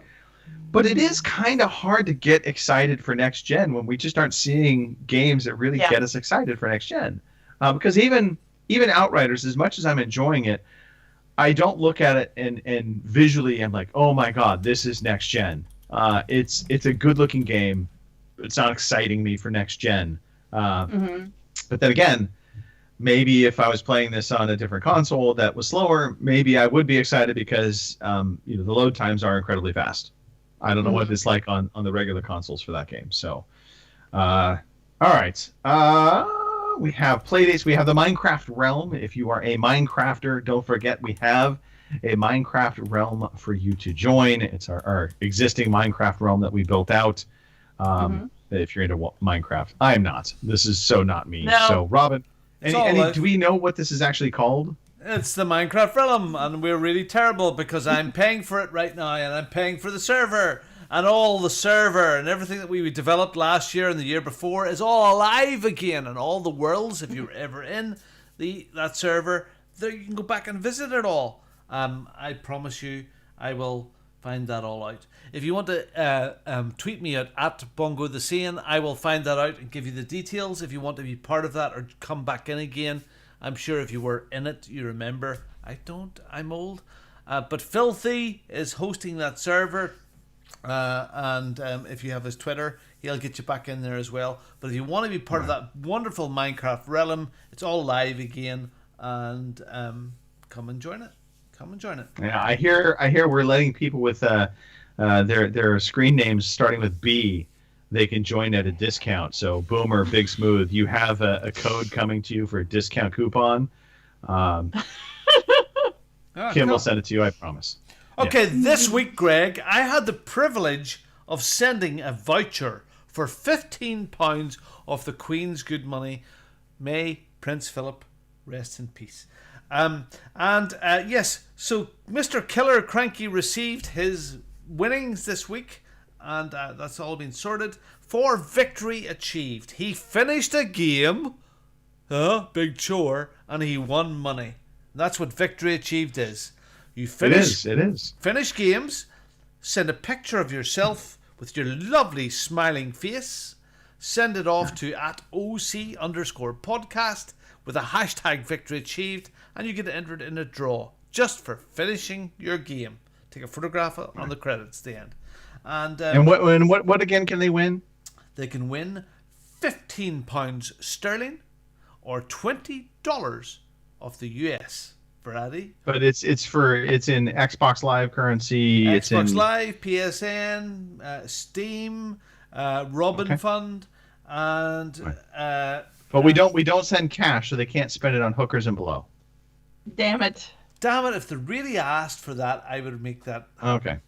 If they really had the cheek, if they had the cheek to ask for it, I would make it happen. Mr. Killer Cranky. Look, I thought hookers and blow was off the table, but it's back on the table. Back on the table. If you win victories achieved, hookers and blow on us. Anyway, so for 50, as much as you can get for $15. So get to send in your entries because you're losing out on money. Losing out. So send your entries. Now, this week we had Mr. Miyagi out in Australia, and he finished Yakuza 6, The Song of Life, and it really touched him deeply. It really did. It got him. He really got it. So he's entered into that draw. He has an entry. And for that, for being such a great lad, we play the sound of Boomer and Big Smooth hugging. Absolutely. You all have a victories achieved. Victories achieved. You had one. A victories achieved. Just sounds like it.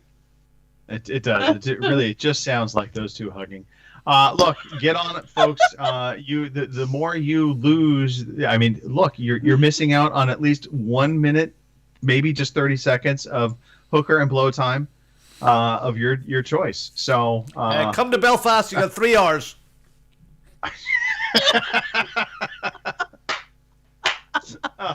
On that note, all right, let us finish up. Again, if you have listened to the podcast this far, we thank you. If you are joining us live, you know we are on twitch.tv. We're also on YouTube in terms of our video playback. You can check us out on Facebook. We have a page, Facebook, fb.ocpod.com. We're on Twitter @OC_podcast. That's where you predominantly will be responded to by Robin in code. But every once in a while, some of us will also show up. Other things happen on this show that I'm sure are happening right now that I don't even know that are happening. Kim, yes. Why don't you start off the shout-outs? All right. Back to our chat here. I'm going to shout out Boomer. I'm going to shoot out. Jesus criminy. Shout out Big Smooth and Martin, who's also in the chat. So thanks, guys, for stopping by and making the chat, because otherwise... Welcome to the party, pal. Yeah. Right? Shout out to you, too. It's been fun. But then I say that every podcast. So it's never not fun. I mean, because every podcast is goddamn fun. Exactly. you know, I could be in the shittiest mood possible, and I can come on here, and it sorts itself out. It's fine. So thanks for that. I guess other than that, I have a surprise coming up this week, and that's all I'm gonna say. So Topless Kim, topless Kim, topless Kim. Kim's taking pictures on the Bobcat, folks. Yeah, right. Actually, never mind. Yeah. So yeah, I got a little thing coming out this week. So So stay do I. tuned. So I will let you know when it happens. Yeah, So brilliant. over to Robin. Yeah. Okay. Get your mind out of the gutters, folks. by the No, way, you know. sorry. We're gonna stay right there, and then we'll be disappointed appropriately. Okay, so Right, exactly. these guys that are doing this, these young upstarts that have done this Joysticks and Chill podcast. Ah, yes. Yeah. They've asked me to come and do this 60-second interview thing, which I think lots of people have done, which I'm going to do.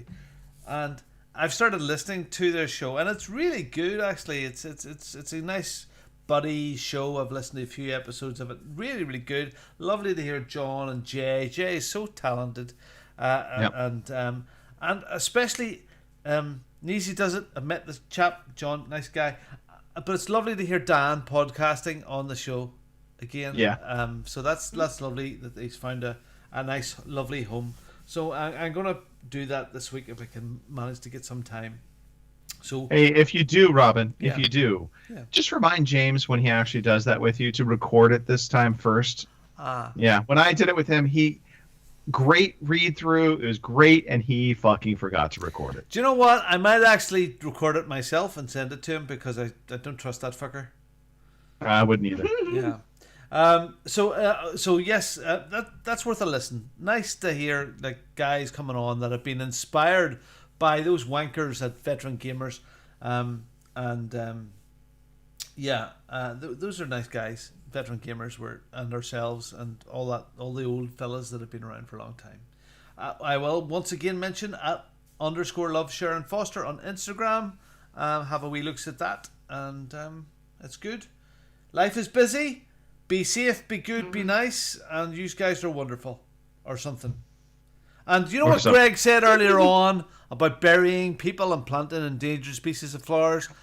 Ignore that. As far as this talk about struggling with your day-to-day life is concerned and reaching out to us, listen to me what I'm saying. You know, pick up the phone to us, send us a message. We don't know you that well. We're not going to judge. So if you need that sort of person in your life, and sometimes that's really important, if you just want to vent, contact any of us on the show. We will give you our mobile number if you don't have it already, and we'll chat to you, or just chat by text or DM or whatever it is. Just reach out. Don't suffer in silence. Please. Yeah, no, 100% agree. Reach out. I am happy to give you Robin's number. Yeah. And we will absolutely be there for you as long as you call Robin. I'm kidding. We really are there for you guys. All right. You know what? It is a joy. Every week, I do love doing this podcast. That's why I've been doing it for so long. I mean, we're no couch mercenaries, but I think we actually are better. Sorry, Big Smith. Anyway, look, come back. Have fun with it. Come back. Spend some time with us again next week. It may be the same cast. It may be a different cast. That's the good part about this. And we'll talk some more games. We'll talk about monster movies and all of the things that we found totally realistic within that show, and pass that along. We will shout out our loved ones. We will shout out our friends, and that qualifies you, the listener, in our inner circle. So I think we can call this a podcast. We can wrap it up. Robin, take us away. Thank you for listening to the Overseas Connection podcast.